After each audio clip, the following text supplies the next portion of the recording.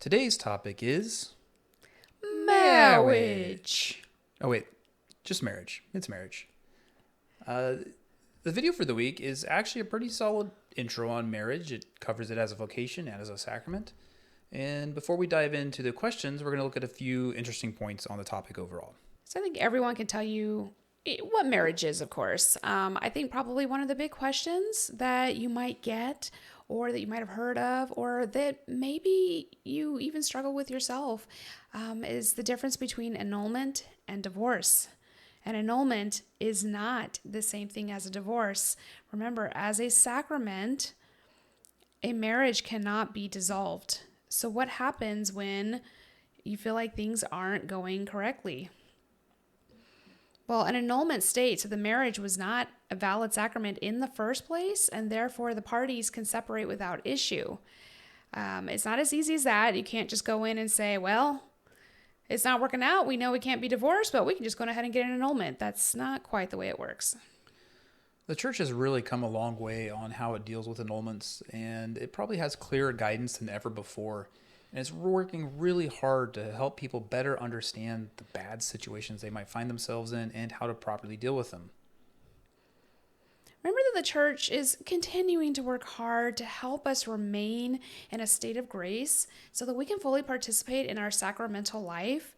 If this is something that you struggle with, please seek the guidance of a priest, especially one that you know wants to adhere to church teachings. And really, this is a big portion of entering into a marriage as fully as you can so that this isn't even an issue in the future. The next really interesting thing that I love to use as trivia is this is a sacrament that we can receive multiple times. What? I thought you could only be married once. Well, we all know the classic line, "Till death do us part."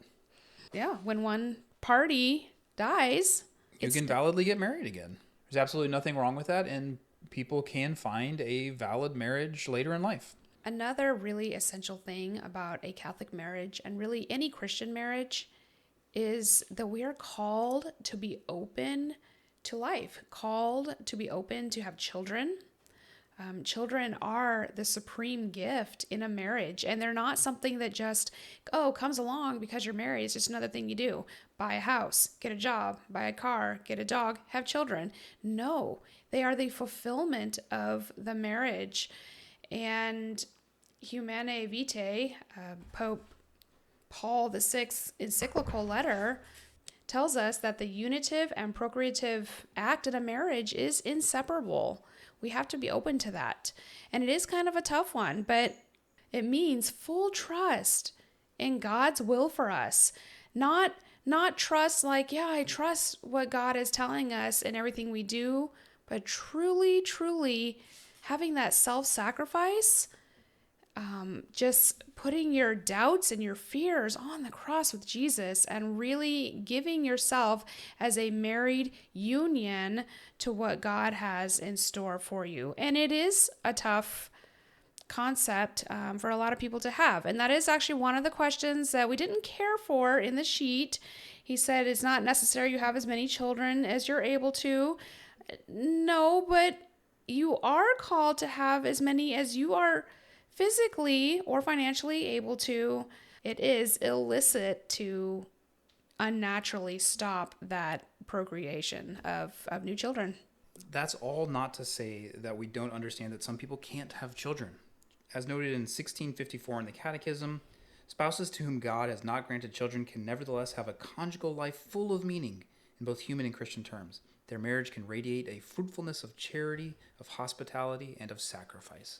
The church loves everybody. This isn't that we're called to somehow perfectly have children when we can't. On to the questions. Question 1. Have you ever thought about marriage as a vocation? Well, you kind of have to think about this in two ways. It's two questions in one, really. First, did you realize it's one of the major vocations of the church? Without new life, the church just ends. On the other side, we can look at this as, have you personally considered if you are called to this vocation? In our modern era, there doesn't have to be pressure to have fully considered this yet. A lot of people think that you need to be much older to even consider this. I don't really think it's an age thing. It's just the true listening to what God has in store for you. Make sure, though, to emphasize with your students to continue to pray and learn to hear God's will in your life so that you don't miss the call to any vocation, whatever it may be. The next question, what do you think is the process of discerning marriage? I mean, first and foremost, discern all vocations. Don't try to force yourself into one. You need to let God participate in this discernment as well. Another good thing to do is to really ask God to help you understand or to show you your spouse. There's a story that Saint Zélie, who is Saint Therese of Lisieux's mother, she recalls hearing God tell her that her spouse was there when she passed a man on a bridge. So she saw him on a bridge, they passed, and an interior voice said, "This is the man I have prepared for you." What a beautiful image. Listen to that call. It could happen to you. The next question is, how can we prepare for marriage where we are in life now? First and foremost, pray for the relationships that you are in and understand if they are ordered towards marriage. That's not to say that marriage is imminent, but that you are possibly just learning about how to be in correct relationship and that you're growing through that. Remember as well, we said this before, the unitive and the procreative aspects of marriage are inseparable. Not only is it sinful to separate them, but the loss of the ability to share that essential intimacy correctly for the first time with your spouse has a lasting impact, and you don't want to take that away from a future spouse. The next unit is virtues and vices. Virtue and vice are nearly the opposites of one another. Virtue being habit or disposition to do good, and then vice being similar. It's habit or disposition towards evil, kind of a hardening towards that. The sheet covers a lot of this, but just to reiterate a few things. Virtues can be divided into human and theological virtues. There can be many human virtues, but as the sheet notes, there's kind of a special set that we know as the cardinal virtues, and you can go over those on the sheet. While I was researching for this, I just had kind of this theological mind explosion while I was reading Aquinas. Of course, it was Aquinas.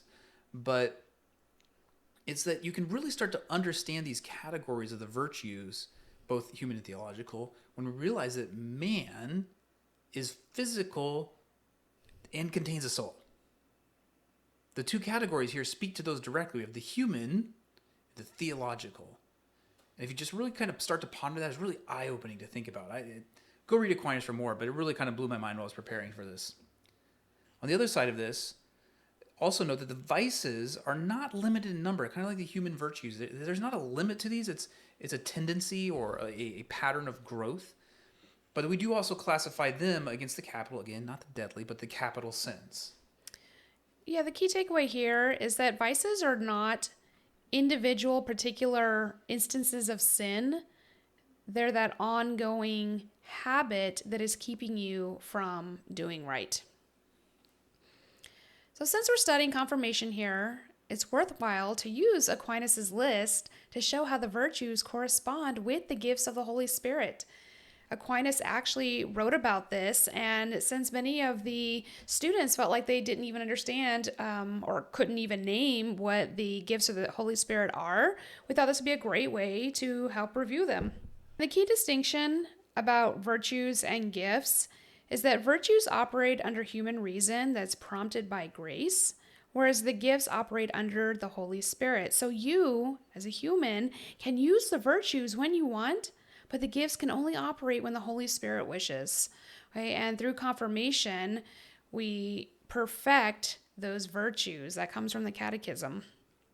So the virtue of charity, where we love God above all things and we love our neighbor out of love for God, this corresponds with wisdom. Through wisdom, we can properly value the things that we believe through our faith. We learn to love things for the sake of God, not for their own sake. In the virtue of hope, we desire the kingdom of heaven and eternal happiness, trusting Christ's promises.